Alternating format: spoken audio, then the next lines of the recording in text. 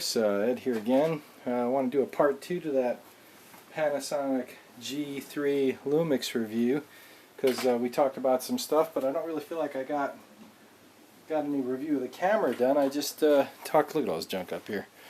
Alright, so that's kind of fun. Hey, quick aside, this thing rocked. GPS map 60 CSX when we were on our backpack this weekend. That was, give a shout out to Nut and Fancy if you guys aren't checking him out. He's got some great gear tips. I mean, there were like 5 or 6 things that I picked up from him on this most recent backpack that really worked out well due to Nut and Fancy. We appreciate that. So anyway, Panasonic Lumix G3 Part 2. So let's talk about this. Okay, why did I go for this Lumix G3 when I had the G1 and the GF1 and I got rid of them? Well, because the G1 and the GF1, like the G1, I liked the viewfinder, but I didn't like the interface. I liked the interface on the GF1, and so this is kind of why I decided to jump back in, is this camera is kind of an amalgamation of those two.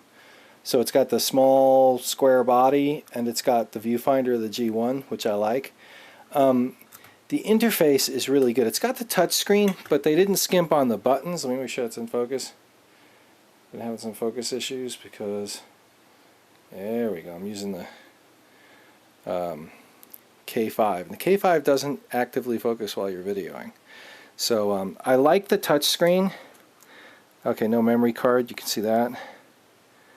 So there's the touch screen, and you can I don't know, see all that, but anyway, you can, it works. The touch screen is good. But you've got ISO, white balance, focus points, and drive mode there. Instant video right there. Like I said, I use this camera a lot for video. The IA button, I never use that because I know what I'm doing. After 30 years as a photographer, you don't need an IA button, and that's just a waste of space. And I would think that people should learn more. Pretty much you've got all the basic stuff. I've got this C1 program set, so that gives me a square, and a square in black and white, which is kind of cool for an interesting preview. And then let's talk about the sensor. Okay, this has got the new 16 megapixel sensor that was in the GH2, very similar. I'm not sure if it's identically the same sensor, but it's 16 megapixels. And you know what? The image quality on the G1, GF1 was good, but it just needed, for my purposes, I just needed a tad bit more. And this camera is doing that. I really enjoy the sensor in this camera, and so that's one of the things that made me go for it also. So so the 16 megapixel sensor, this lens is a step down. I had the 14 to 45, which I sold and I shouldn't have, because the 14 to 45, this lens has a plastic lens mount in the back, and this lens is really just, it feels kind of crappy. I mean, you know, Panasonic, what are you doing? So there's a bunch of, I don't know what I was doing. It's got cat fur or something in it. Anyway, yeah, this lens is kind of crappy. The 14 to 45 was a much better lens. You can still pick those up. I don't know if they're worth $300, but I don't think any of this Panasonic stuff is really worth that much. It's not, I mean, considering you can buy like pro-level Pentax gear for less money, it's kind of silly. I mean, you can buy pro-level Canon gear for the same money or less. And this stuff is definitely not pro-level, that's for sure. So, alright, you got your basic modes up here, and you know, the build quality is alright. Built-in flash, that's kind of cool, kind of useful. So, here's the built-in flash. You know, the quality's not bad. On the camera, it's pretty good. This lens is pretty junky. I've said that before. But you know what? The lens is sharp, so that's good. But I don't know how long it's going to last. The only thing that's really missing on this, if you really want to do serious video, and they have to take something away so that you'll buy a GH2 or GH3 if it comes out, is you don't have a dedicated microphone socket, and that's kind of goofy. So you have a remote and HDMI and audio and digital out, but you don't have a dedicated, so you can't put a mic in there. And that's kind of goofy. And the other thing that I kind of think is goofy is the memory card goes in with the battery. So that's kind of goofy. I bought off of Amazon.com some aftermarket batteries that came with a cool charger. It was like 25 bucks for 2 batteries and a charger.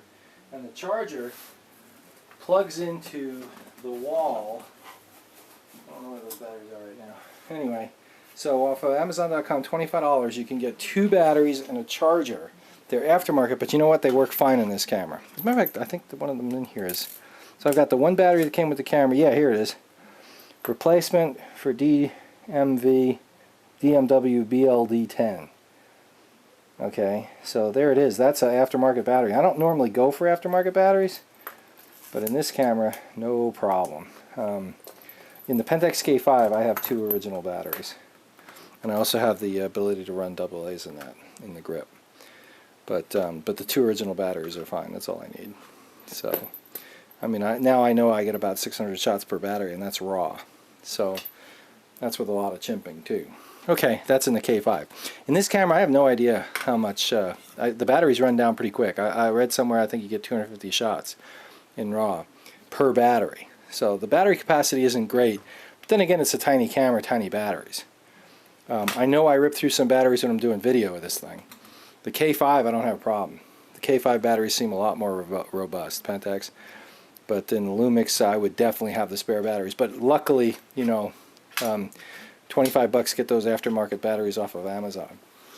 So, where are we? One of the features that I really like about this camera is this back dial. They've got a deal where, like, when you're in aperture or you're in manual, you just push the dial to switch back and forth between aperture and shutter speed. So you push the dial, you adjust your shutter speeds, you push the dial, you adjust your apertures. Also, another swift thing that this camera does is in aperture priority, for example, you turn the dial to adjust your apertures, you push the dial for exposure compensation.